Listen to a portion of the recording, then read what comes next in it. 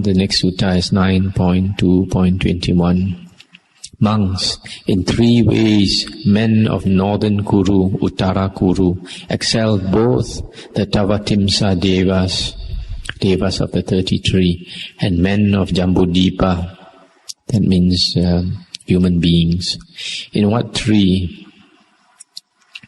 I'll stop here for a moment just to comment. This northern Kuru or Uttara Kuru is supposed to be one of the 4 great islands or continents,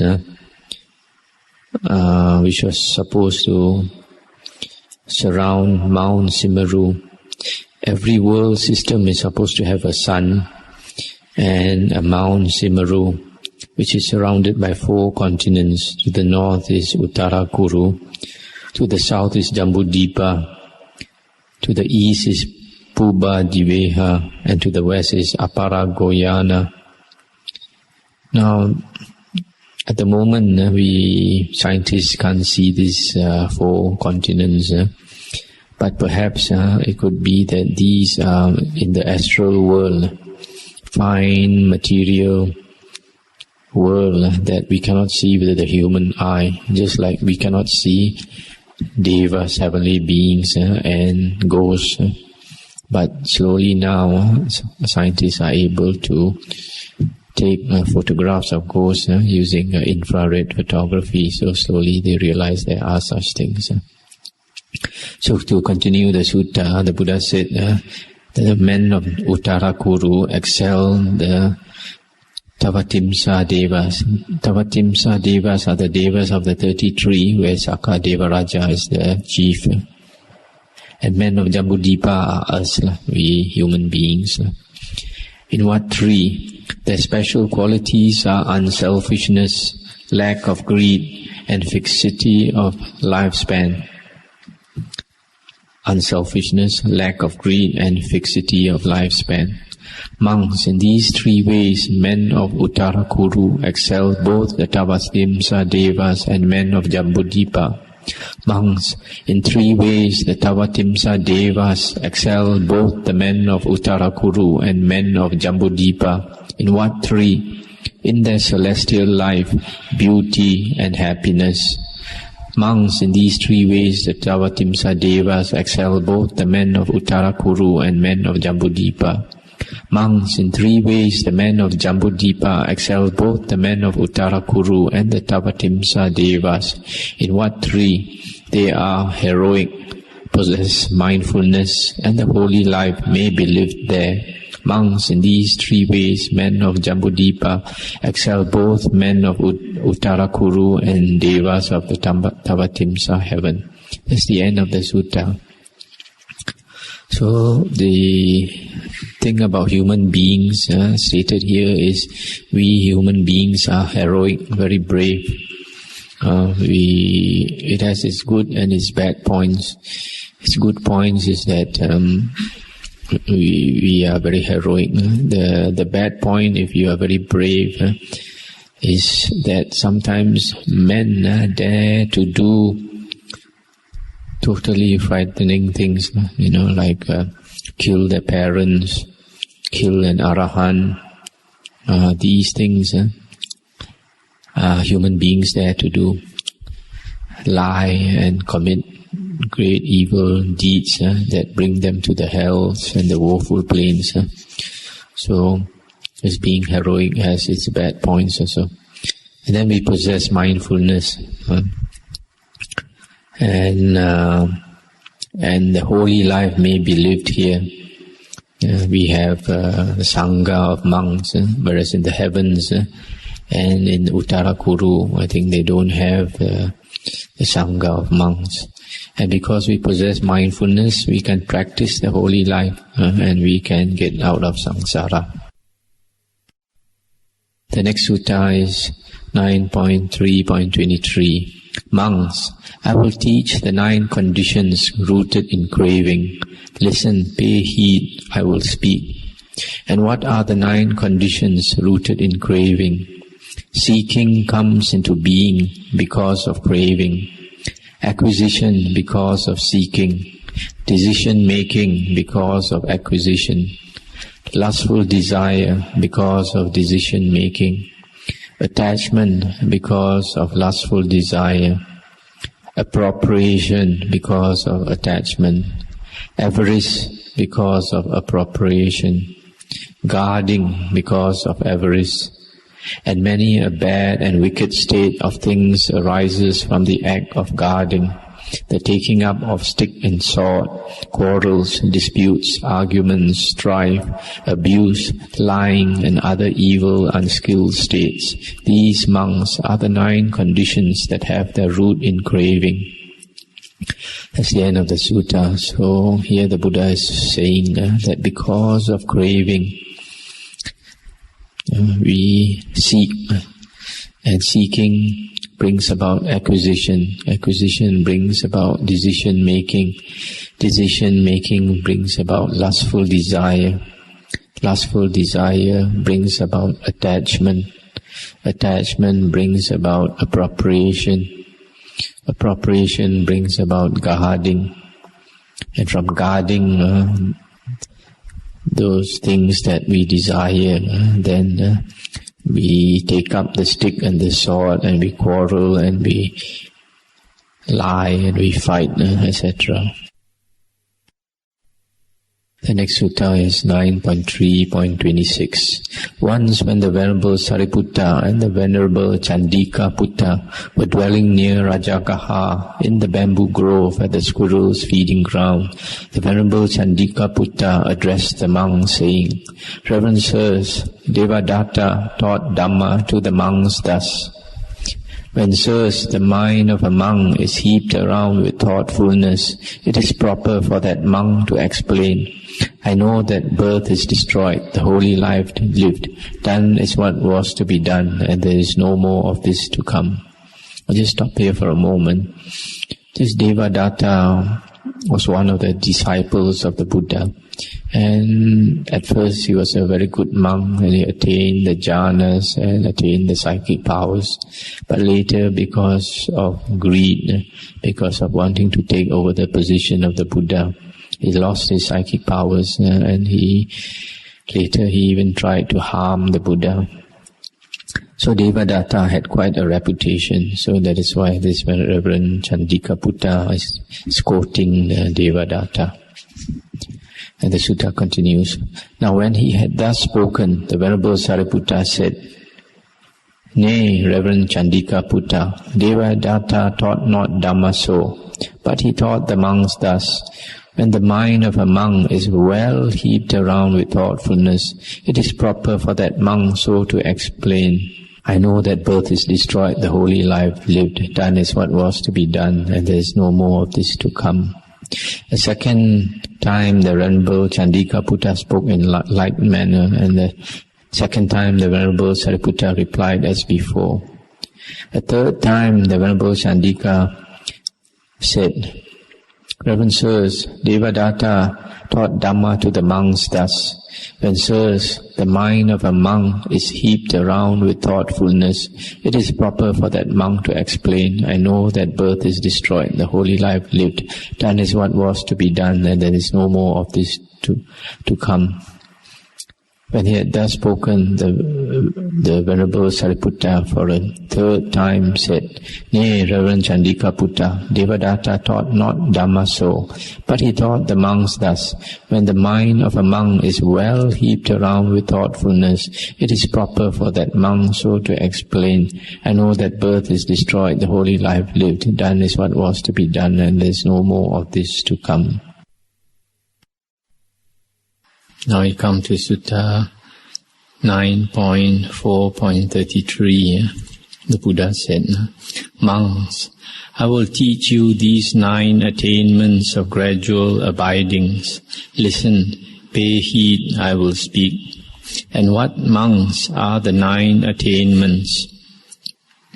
Where sense desires end, and those who have ended sense desires so abide, surely those venerable men, craving not and cool, have by that very fact crossed over and gone beyond, I say. Where do sense desires end, and who, having ended sense desires, so abide? I know not this, I see not this. Who should speak thus? To him this ought to be said. Consider, reverend sir, the monk who, aloof from sense desires, aloof from unwholesome states, enters and abides in the first jhana, which is accompanied by applied and sustained thought, with delight and pleasure born of seclusion. There sense desires end, and those who have ended sense desires so abide. Surely the guileless man, without deceit, would rejoice and be glad at this response and say, well said, and thereafter with joined hands honor and reverence him. Just stop here for a moment. So here the Buddha is talking actually about jhana states, states of concentration. And in these states of concentration, starting from the first jhana, sense desires end. And the Buddha says that where sense desires end, and those who have ended sense desires so abide, surely those venerable men, craving not and cool, nibbutta, have by that very fact crossed over and gone beyond paragata. This statement, they have become cool, nibbutta, and have crossed over and gone beyond paragata, is normally used for the arahant, a state where the arahant is supposed to have become enlightened.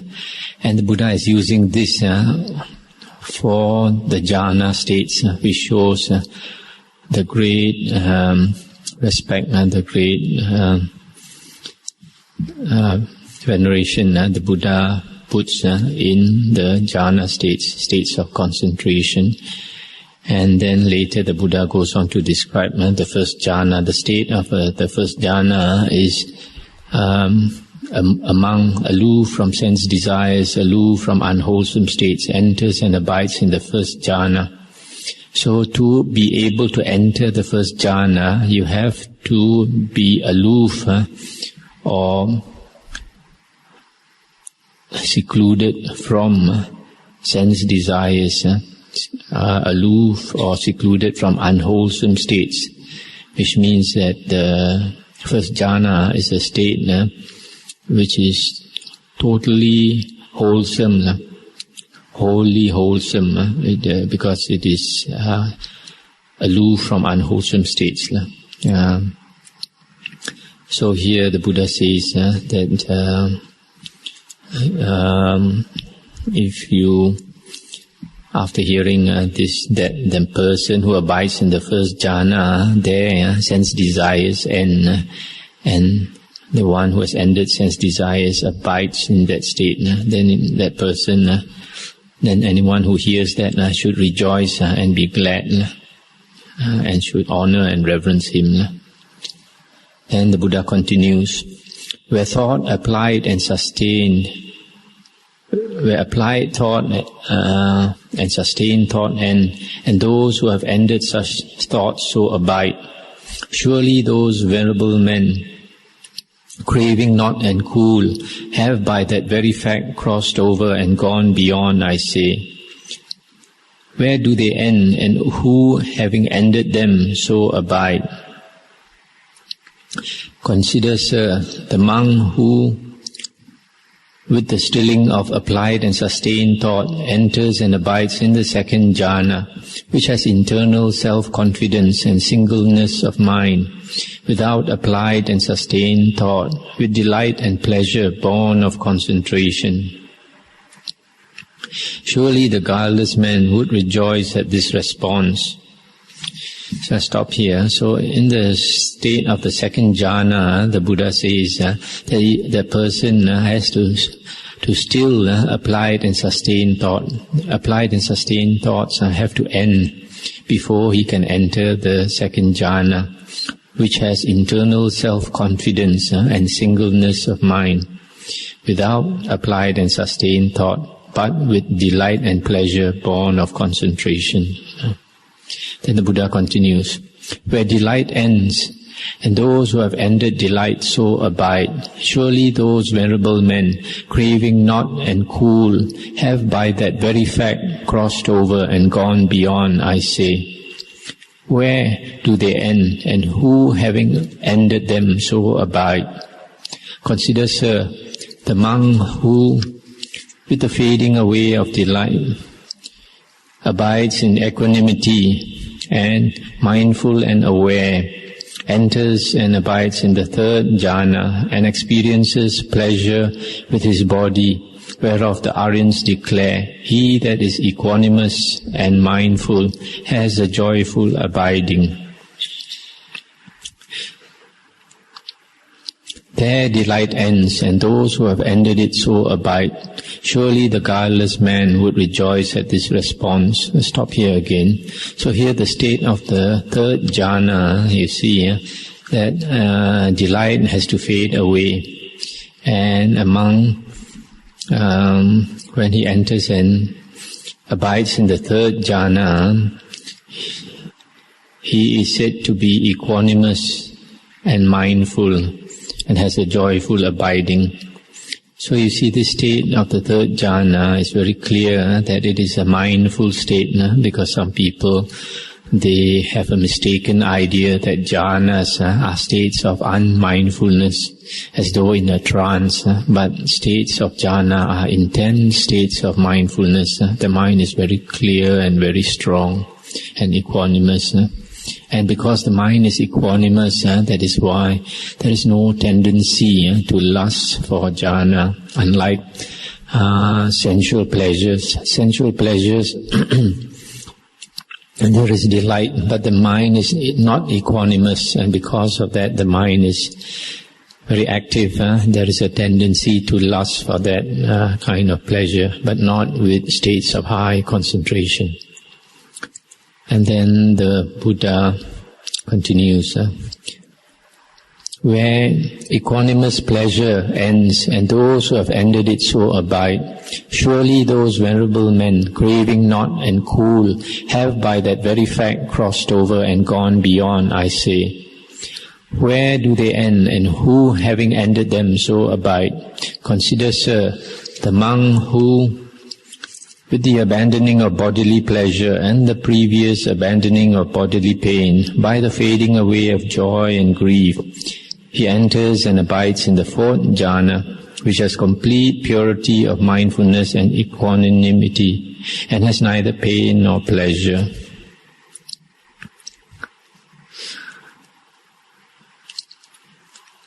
There equanimous pleasure ends, and those who have ended it so abide. Surely the guileless man would rejoice at this response. Stop here again for a moment. So in the state of the fourth jhana, bodily pleasure and bodily pain and mental joy and mental grief have ended before that person can enter into the fourth jhana, which is a state of complete purity of mindfulness and equanimity. So here again, you see that the fourth jhana is a state of perfect mindfulness. It is not an unmindful state. And the Buddha continues, where perceptions of form end, and those so abide. Surely those venerable men, craving not and cool, have by that very fact crossed over and gone beyond, I say. Where do they end, and who, having ended them, so abide? Consider, sir, the monk who, unattentive to the perceptions of the manifold, enters and abides in the sphere of infinite space. There perceptions of form end, and those who have ended them so abide. Surely the guileless man would rejoice at this response. I'll stop here again for a moment. So here the Buddha is talking about the first arupa jhana, which is the sphere of infinite space. Here the mind opens up to infinite space, so that the mind becomes boundless in a way. And in this state, perceptions of the manifold, the Pali word is anatta, and it also means diversity. Here, the monk is unattentive, he's not aware of perceptions of diversity. That means he doesn't see all beings as individuals. He doesn't consider all beings as individuals. And this is the beginning of the perception of no self. The mind opens up and he feels as though all beings are one in his mind. That's why jhana states are very important for insight. The higher wisdom. Because when a person comes out of those states, the insights are not the same as a person who uses the normal mind.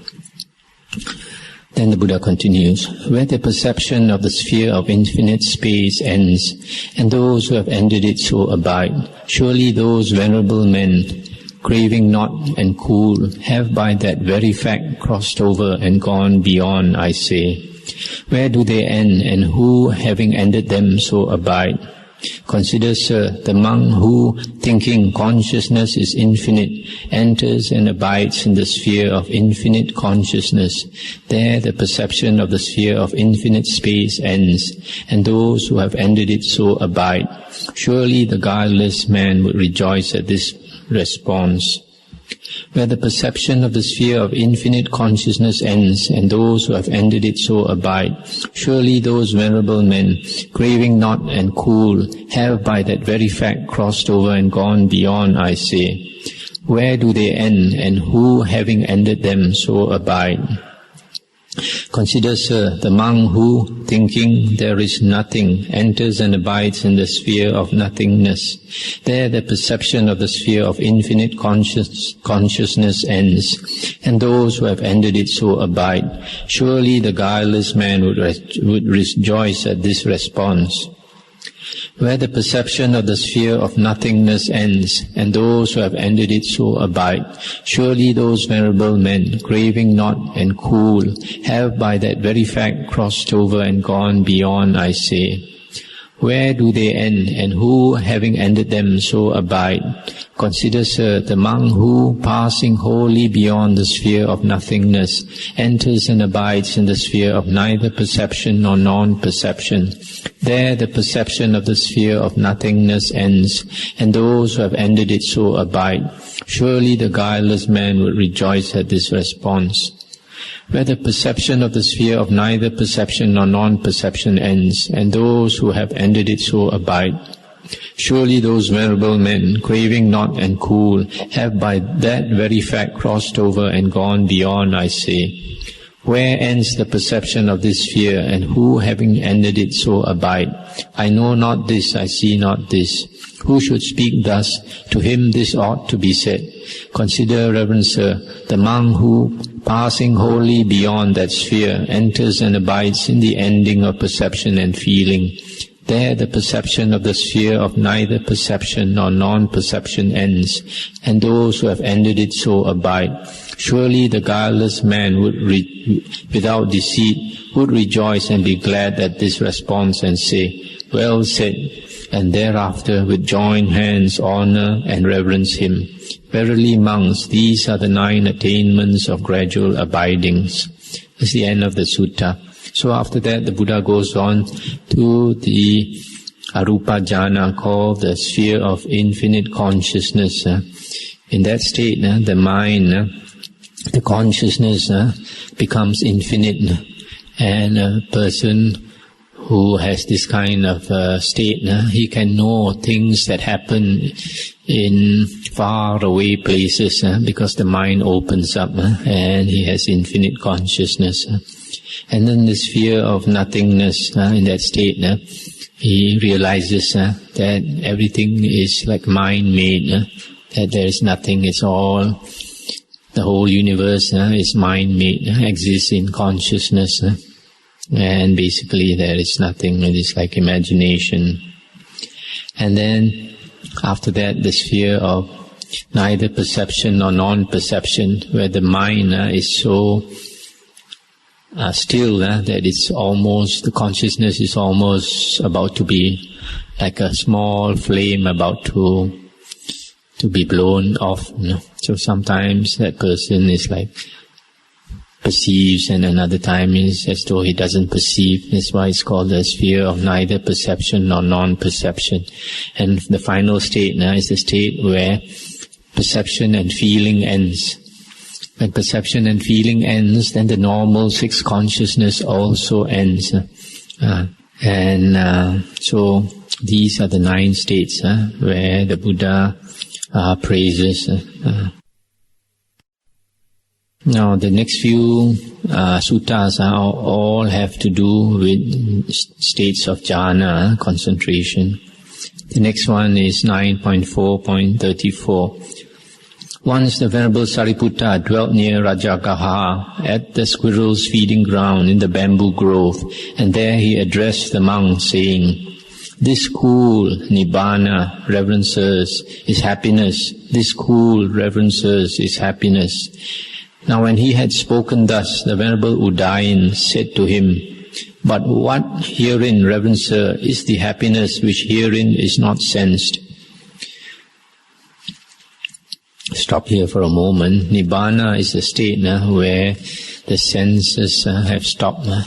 So this monk Udayin wants the Venerable Sariputta to explain, and the Venerable Sariputta continued, "It is verily just that happiness which herein is not sensed.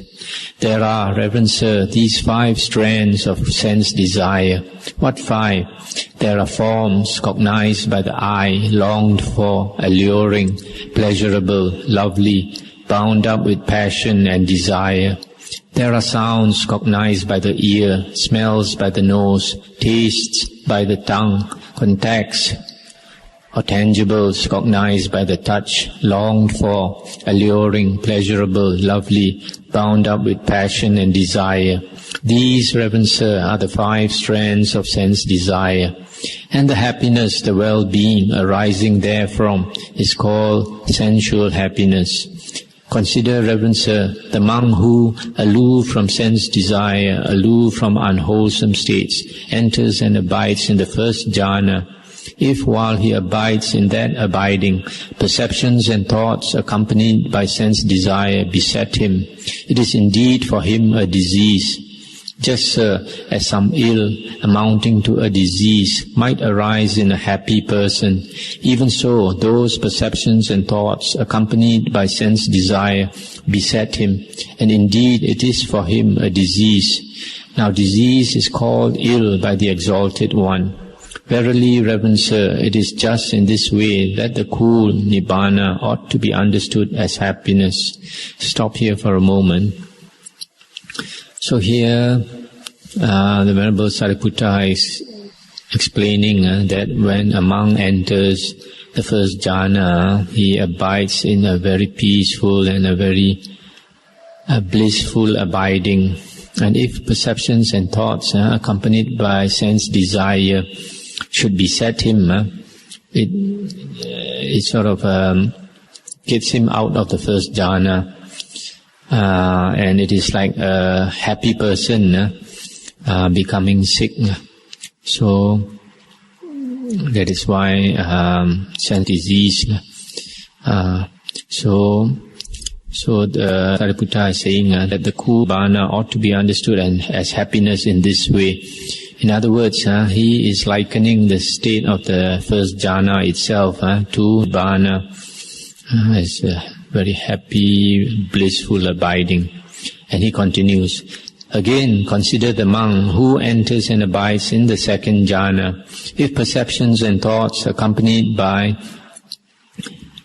application, that means apply, beset him, it is disease. It's just this way that the cool so too in the third jhana, if perceptions and thoughts accompanied by delight, piti, beset him, or in the fourth jhana, if perceptions and thoughts accompanied by pain beset him, or in or in the sphere of infinite space, if perceptions and thoughts accompanied by form beset him, or in the sphere of infinite consciousness, if perceptions and thoughts accompanied by the sphere of infinite space beset him, or in the sphere of nothingness, if perceptions and thoughts accompanied by the sphere of infinite consciousness beset him, or in the sphere of neither perception nor non-perception, if perceptions and thoughts accompanied by the sphere of nothingness beset him, it is indeed for him a disease. Ill amounting to a disease might arise in a happy person. Even so, those things beset him, and indeed they are for him diseases. Now disease is called ill by the Exalted One. Verily, Reverend Sir, it is just in this way that the cool ought to be understood as happiness. And then, Reverend Sir, consider the monk who, passing wholly beyond the sphere of neither perception nor non-perception, enters and abides in the ending of perception and feeling, when by wisdom he sees that the asavas are completely destroyed. Verily, Reverend Sir, it is just in this way that the cool ought to be understood as happiness. That's the end of the sutta. So similarly, Venerable Sariputta is saying, if a person abides in the jhana, and some perceptions and thoughts accompanied by a lower state arises, so that it moves him or outs him out of that jhana state. It is just like a happy man becoming sick. He's moved out of that blissful state. So those things that move him out of the blissful state are a disease. So that is why the Venerable Sariputta is giving the simile that when a monk abides in the jhanas, it is such a blissful, happy state, similar to nibbana in a way. So you can see the Arahants and the Buddha themselves, they sometimes liken the jhana states to nibbana.